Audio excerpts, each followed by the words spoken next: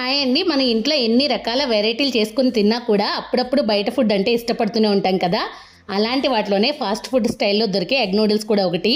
దీనినే మనం ఇంట్లో అదే టేస్ట్తో ఇంకా చెప్పాలంటే అంతకన్నా సూపర్ టేస్టీగా ఎలాంటి టేస్టింగ్ సాల్ట్ లాంటివి వాడకుండా ఏ విధంగా చేయాలో చూద్దాం. నూడిల్స్ చేసుకోవడం కోసం స్టవ్ ఆన్ చేసి ఒక గిన్నె పెట్టి అందులోకి 1 లీటర్ వరకు వాటర్ని అయితే వేసుకోండి. ఇప్పుడు ఇందులోకి టేస్ట్ కోసం ఒక హాఫ్ స్పూన్ వరకు సాల్ట్ అయితే వేసుకుని 1 స్పూన్ వరకు ఆయిల్ కూడా వేసుకుని వాటర్ బాగా మరుగుతున్నప్పుడు ఇందులోకి ఒక 200 గ్రాముల వరకు ప్లెయిన్ హక్కా నూడిల్స్ అయితే యాడ్ చేస్తున్నాను. ఈ ప్లెయిన్ నూడిల్స్ అనేవి మనకి ఏ సూపర్ మార్కెట్లో అయినా ఈజీగా దొరికేస్తాయి. ఇప్పుడు నేను తీసుకున్న క్వాంటిటీకి వచ్చేసి 2 నుంచి 3 వరకు ఈజీగా అయితే తినేయచ్చు. మంటను మీడియం టు హై ఫ్లేమ్లో పెట్టుకుని ఒక 90% వరకు అయితే నూడిల్స్ని ఉడికించుకోవాలి. ఇలా తుంచుకుంటే నూడిల్స్ అనేది కట్ అవ్వాలి, మరీ సాఫ్ట్గా అయితే అయిపోకూడదు. ఇలా ఉడికిన నూడిల్స్ని వెంటనే అయితే డ్రైన్ చేసేసుకోవాలి, లేదంటే మరీ మెత్తగా అయిపోతాయి.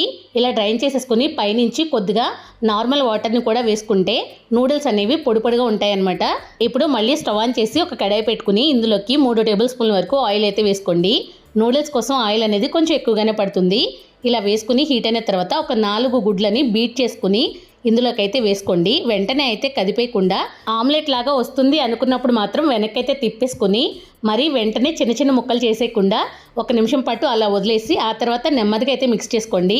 ఇలా చేస్తే ఏంటంటే ఎగ్ అనేది చాలా ఫ్లఫీగా ఉండడంతో పాటు మనకి పెద్ద పెద్ద పీసెస్ లాగా నూడిల్స్లో అయితే బాగా కనిపిస్తాయి.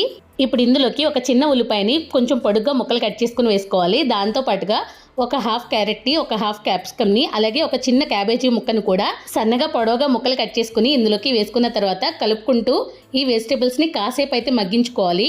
వెజిటేబుల్స్ అనేది మరీ ఎక్కువగా అయితే మగ్గిపోకూడదు, కొంచెం క్రంచీగా ఉంటేనే నూడిల్స్ తింటున్నప్పుడు చాలా టేస్టీగా ఉంటాయి. అందుకే వెజిటేబుల్స్ అనేవి లైట్గా మగ్గిన తర్వాత ఇందులోకి ఉడకబెట్టిన నూడిల్స్ని కూడా వేసుకోవాలి.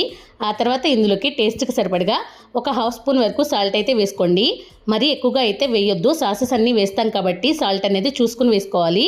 ఆ తర్వాత ఇందులోకి హాఫ్ స్పూన్ వరకు కారం, హాఫ్ స్పూన్ వరకు గరం మసాలా, ఒక హాఫ్ స్పూన్ వరకు మిరియాల పొడిని కూడా యాడ్ చేసుకుని ఆ తర్వాత ఇందులోకి 1 టేబుల్ స్పూన్ వరకు సోయా సాస్, 1 టేబుల్ స్పూన్ వరకు వెనిగర్, 1 టేబుల్ స్పూన్ వరకు రెడ్ చిల్లీ సాస్ను కూడా వేసుకోవాలి.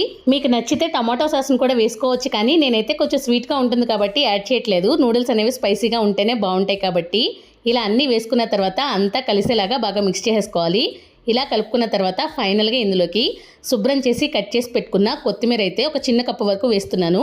మీ దగ్గర అవైలబిలిటీ ఉంటే ఉల్లికాడలను కూడా యాడ్ చేసుకోవచ్చు, బాగుంటాయి. ఇలా అన్నీ వేసుకుని అంతా కలిసేలాగా బాగా మిక్స్ చేసుకోవాలి. ఒక గరిటతో కలుపుకోవడం కష్టం అనిపిస్తే 2 గరిటెలను యూజ్ చేసుకుంటే నూడిల్స్ అనేవి కట్ అవ్వకుండా ఈజీగా వచ్చేస్తాయి.